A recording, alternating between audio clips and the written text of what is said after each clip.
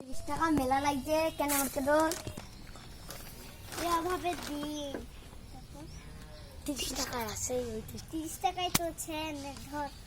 তাতে দুরা মাল দে তো বদল মগে সে খেলা বউ ডাক দিব ওই কিরম বল করে কোন জায়গা আছে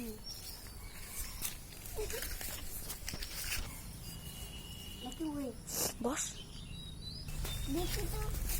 টাকা নিতে হবে এটা কি কিছু করা মানে